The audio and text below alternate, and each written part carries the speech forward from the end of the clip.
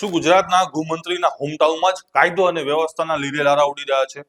શું એશિયાની સૌથી મોટી બારડોલી સુગર ફેક્ટરી હવે ભ્રષ્ટાચારનો અડ્ડો બની ગયો છે? કોંગ્રેસના નેતા અમિત ચાવડાએ સુરતના કીમમાં મીડિયા સામે આવીને ભાજપ સરકાર પર જે પ્રહારો કર્યા છે તેનાથી રાજકારણમાં ગરમાવો આવી ગયો છે. આવો જાણીએ શું છે આખો મામલો. નમસ્કાર, હું છું સંજય દેસાઈ અને તમે જોઈ રહ્યા છો લલકાર ન્યૂઝ.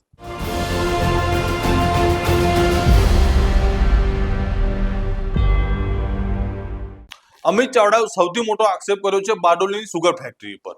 તેમણે કહ્યું કે જે સંસ્થા દક્ષિણ ગુજરાતના ખેડૂતો માટે જીવાદોરી સમાન હતી તેને ભાજપના ભ્રષ્ટાચારથી શાસકોએ લૂંટી લીધી છે. ખેડૂતોના પૂરા ભાવ નથી મળી રહ્યા અને જ્યારે સત્તાધીશો વ્યાપક ભ્રષ્ટાચાર કરીને ખિસ્સા ભરી રહ્યા છે. સરદાર પટેલની આ કર્મભૂમિમાં ખેડૂતો આજે લાચાર બન્યા છે અને તેવો દાવો આ અમિત ચાવડા દ્વારા કરવામાં આવ્યો છે. વાત માત્ર ભ્રષ્ટાચારની નથી, વાત સુરક્ષાની પણ છે. અમિત ચાવડાએ ગૃહમંત્રી હર્ષ સંઘવીના વિસ્તાર પર નિશાન સાધતા કહ્યું કે બુટલેગરો અને ગુંડા તત્વો હવે બેફામ બન્યા છે. દારૂ અને ડ્રગ્સના રવાડે ચડીને યુવાધન બરબાદ થઈ રહ્યું છે. સ્થિતિ હવે એટલી હદે વિપરી છે કે બહેન દીકરીઓને રાત્રે નીકળવું પણ મુશ્કેલ બન્યું છે. શું આ છે ભાજપનું મોડલ શાસન? આ દરમિયાન અમિત ચાવડાએ એક મહત્વની માંગણી પણ દોહરાવી છે. તેમણે બારડોલીના સરદાર સ્મારકને રાષ્ટ્રીય સ્મારક તરીકે જાહેર કરવાની માંગ કરી છે. સાથે જ તેમણે ચીમકી આપી છે કે જો જનતાના પ્રશ્નો નહીં ઉકેલાય તો આવનારા દિવસોમાં જિલ્લા અને તાલુકાના કોંગ્રેસ રસ્તા પર ઉતરીને ઉગ્ર આંદોલન કરશે. આવો સાંભળીએ શું કહી રહ્યા છે અમિત ચાવડા. દક્ષિણ ગુજરાતની જનાક્રોશ યાત્રાનો આજે 7મો દિવસ છે ને આજે બારડોલીથી શરૂઆત કરી અને સાંજે માંગરોળ સુધી પહોંચવાના છે. આજે સવારથી જ બારડોલીથી શરૂઆત કરી કે જ્યાં સરદાર સાહેબની એ ભૂમિ જ્યાં તે ઐતિહાસિક રીતે અંગ્રેજો સામેની લડાઈનું નેતૃત્વ થયું.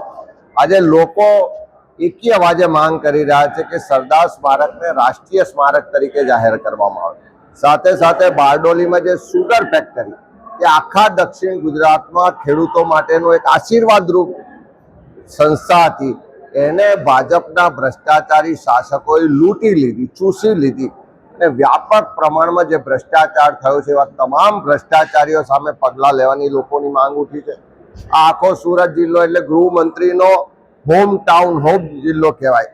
પણ અહીંયા ગામે ગામ લોકોની ફરિયાદો મળે છે કે દારૂ ને ડ્રગ્સને કારણે યુવાધન બરબાદ થાય છે, બુટલેગરો બેફામ થયા છે, જે ગુંડા તત્વો છે એની દાદાગીરી, હેરાનગતિ એટલી હદે છે કે બેન દીકરીઓને રાતે નીકળવું મુશ્કેલ પડે છે.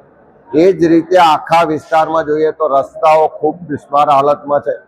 ખેડૂતો હેરાન પરેશાન છે અને ઉત્પાદનના પૂરતા બજાર ભાવ નથી મળતા. અનેક વિસ્તારો એવા છે કે જ્યાં પોલ્યુશનને કારણે લોકોને આજે જીવવું મુશ્કેલ થઈ ગયું છે. ચારે તરફ ભ્રષ્ટાચાર ચાલી રહ્યો છે, ચારે તરફ દાદાગીરી ને હેરાનગતિ ચાલી રહી છે. પોલીસ અને પ્રશાસન હપ્તા લેવામાં વ્યસ્ત છે અને પ્રજા બધી જ રીતે હેરાન પરેશાન છે એવી આજે સ્થિતિ જોવા મળી છે. ત્યારે આખા બારડોલીથી લઈને માંગરોળ સુધીનો વિસ્તાર જે વર્ષોથી ભારતીય જનતા પાર્ટીના ધારાસભ્યો અહીંથી ચૂંટાય છે અને ભાજપની ડબલ એન્જિનની સરકાર છે, તેમ છતાં અહીંયા અનેક વિસ્તારો વિકાસથી વંચિત છે, અનેક લોકોને રોજગારથી વંચિત છે, કાયદો વ્યવસ્થાની પરિસ્થિતિ પડી ભાગી છે, ચારે તરફ ભ્રષ્ટાચાર છે. ત્યારે એ તમામ મુદ્દે લોકોએ ખૂબ આક્રોશ સાથે આ જનાક્રોશ યાત્રામાં જોડાઈને રજૂઆતો કરી છે. આવનારા દિવસમાં આ વિસ્તારના પ્રશ્નોને વિધાનસભામાં પણ ઉઠાવીશું અને જિલ્લા કોંગ્રેસ, તાલુકા કોંગ્રેસ સમિતિના માધ્યમથી રસ્તા પર ઉતરી અને આ વિસ્તારના લોકોના હક, અધિકાર અને ન્યાય માટેની લડત પણ લડીશું. એક તરફ ભાજપ ડબલ એન્જિન સરકારના દાવા કરી રહી છે તો બીજી તરફ વિપક્ષ ભ્રષ્ટાચાર અને બેરોજગારી અને કથળેલા કાયદાના અને વ્યવસ્થાના પુરાવા આપી રહી છે. તમને શું લાગે છે?